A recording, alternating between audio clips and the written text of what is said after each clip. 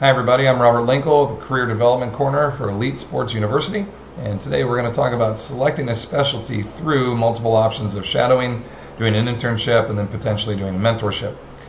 Specialties are very important to our industry, and the reason I like to stress that is a couple of research projects have been done, studies have been done, going back and looking at personal trainers that are the Swiss Army knife, if you will, initials tracking all the way across their name, and they know a little bit about everything, but the clients were not terribly impressed or blown away by their skills or their knowledge that they demonstrated. So they would rather take themselves or their kids or their family members to someone who is the specialty tool, the one expert in this field or this domain or with this implement or whatever it might be. They really want to invest in that one individual and that one product. So with that being said, I strongly stress that every individual, be it a strength coach, independent, personal trainer, wherever you're working at, whatever you're doing, you got to have a specialty. You have to have something that you're known for. And when you're just starting off in the industry, it's tough to find out what that is, because you might have multiple things you're interested in or multiple things that you're really good at that point. So what we need to do first is what we call a little bit of speed dating. You got to kind of go around, and we have multiple topics here for you to look at. You got to go through and kind of dabble in each one of these and see, and kind of speed date each one, if you will, which one am I really interested in, or which couple am I very interested in, and start to invest your time into that a little bit more. Reading books, webinars, different content that you can find online, going to conferences that are specific to those areas. Start investing your time and efforts into finding one or two of these that really calls to you. Throughout your career, 20, 30 years, it might change. Sometimes I like to joke that sometimes it picks you. We'll talk about that in a second, but you got to have a starting point. Where are we going to go with this? Okay, so some of them are based off of populations. General healthy clientele, no issues with you. Older adults, pre and post pregnancy, physical limitation, meaning they have some kind of disease, or a physical limitation, they have a bad knee, a bad hip, or something like that. Okay, you have your youth populations, then you have weight management, nutrition, and such. Some of your implements, maybe it's a kettlebell expert, battling ropes, sandbags, Indian clubs, medicine balls, like whatever it is that you're really into there might be the calling of the implement, or some type of training goal outcome, meaning I want to have a performance goal, be an Olympic lifter, or I want to be a bodybuilder, I want to run a 5K, whatever it is.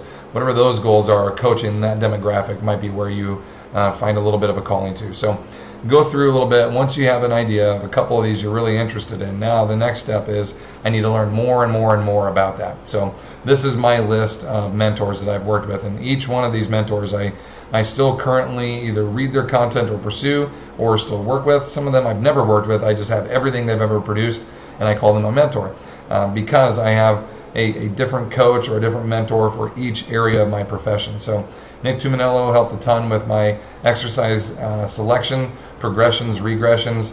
Rachel Cosgrove helped me a lot with being able to reach out to a female demographic connect. Alan Cosgrove is my business coach. Lou Schuler is my authoring coach. Coach Ron helped me with training our larger groups. Mike Boyle helps me with my program design.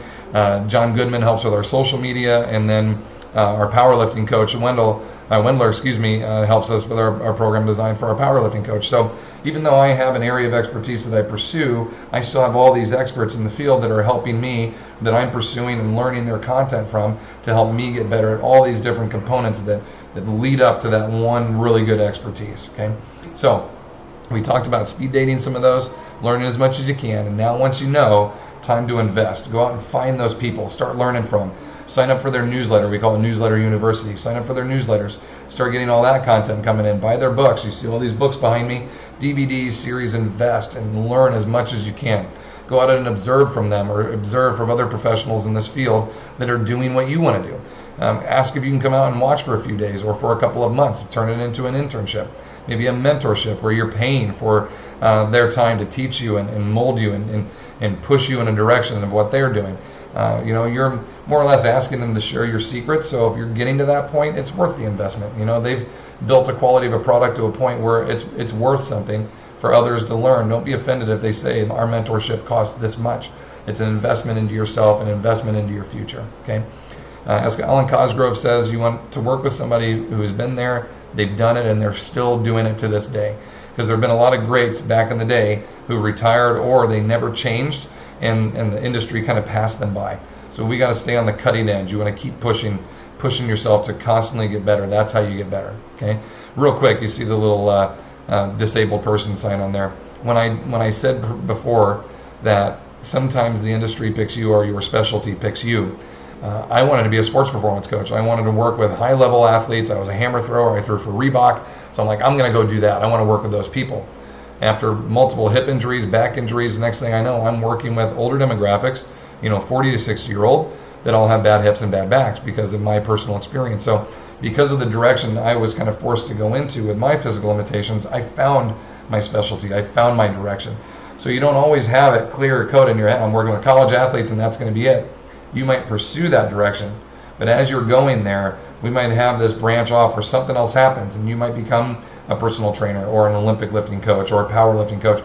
It might go off, and if that's fine with you and that's the direction, go, because there's a calling there for something, right?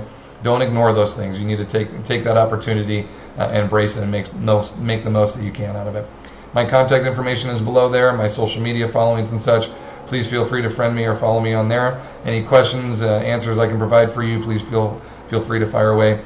This is Robert Linkul with Elite Sports University. Thank you very much for watching, and we'll see you next time.